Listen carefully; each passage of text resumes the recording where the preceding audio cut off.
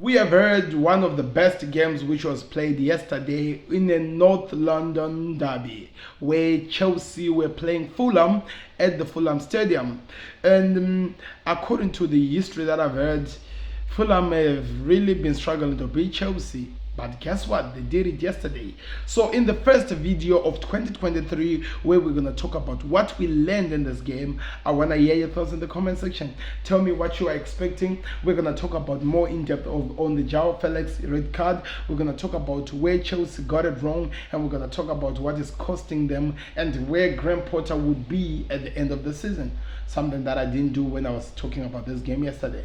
So let's get into what we learned between Fulham versus Chelsea. So yesterday Fulham played against Chelsea, and can you believe it? William, of all people, the former Chelsea and the Chelsea legend, the former Chelsea player and the legend of Chelsea, scored a goal which was an amazing, which had a deflect, and the keeper had a sting of save, and it was a goal because the man is still injured, so it means that they're still lacking over there. So that was the first goal for Fulham. Chelsea played so well. They were controlling the game. They were moving well. I'm going to talk about how they played this game and where I have a problem with Chelsea. Then mistakes were made. Then Chelsea got back into the game and Koulibaly scored a goal. I wish Rance was watching it, because I was watching their video with the expression where he was making fun of the real age of Koulibaly. He's still doing something. So, just give him some respect on them. The game continues, people. The game continues. And by the way, they introduced their new signing, because remember, they have a lot of injuries. Zakaria went out with an injury again for Chelsea. Then their new signing, Jaoe Félix, the guy that everyone has been talking about, the loanee who's at Chelsea, who actually was the best player for Chelsea in that game, I think overdid it and went out with a crazy open foot, which ended up giving him a red card, and he was sent out. And him being sent out meant that Chelsea were now playing with the men down, and there was still around 30 to 40 minutes before the game was over, and the game was played, and Kepa did a crazy one trying to go defend with the defenders, and there was a header which went in, and Fulham fulfilled and they won the game. But that is the short story of talking about what the game was all about. Now let's talk about what we learned of the game. For starters, there's still a problem in Chelsea. For a signing who's still trying to get used to the team, to come into a game, to come into a team and become the best player of the players who have already been there, that tells you a lot.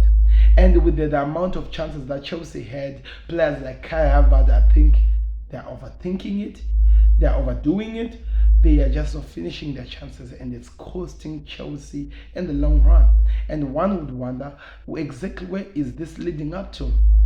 Well, I'll tell you, it's leading up into Potter, either through termination of contract, him being sacked, or maybe Chelsea ending up fighting for relegation, because they are losing to teams that they are not expected to be losing. Right now, they are 10 points above the top, 10 points from reaching to the top 4.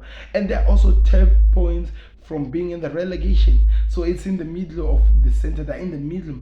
And the way they are playing, it's really crazy. I didn't watch the Manchester City game. People said that it was terrible. But I watched the game against Fulham.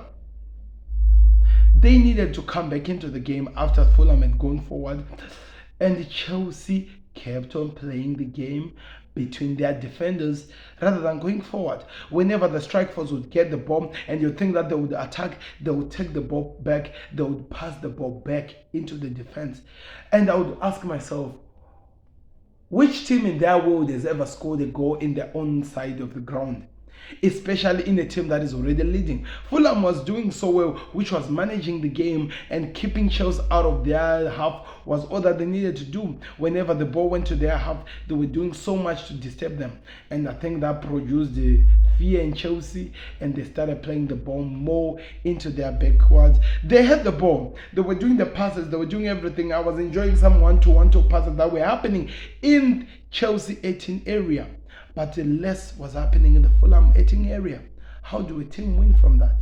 How exactly does the team win from that? Okay, they are moving from a system of parking the bus and kicking the ball forward and hoping that something is produced, hoping somebody produce something, which was being played under Thomas Tuchel, which was working with the players that he had and the players he was bringing. But now this is the Graham Potter era, which is a man who builds a squad, who builds something that lasts. He wants the ball to be controlled. He wants ball position, which all of this was what Chelsea had yesterday, but it was not enough to produce anything because they were not going into the dangerous spot which they can produce something.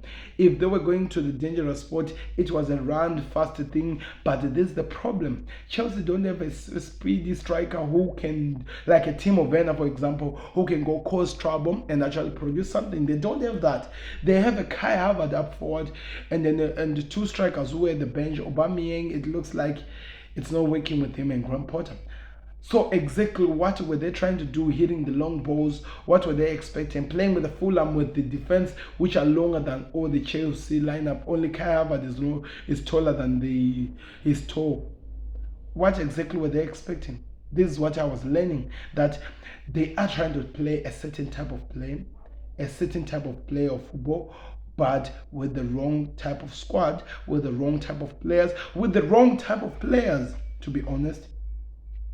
Which now get me to wonder, who is choosing these players?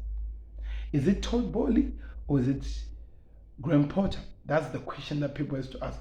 Is it Todd Bowley or is it Graham Potter who's choosing this team?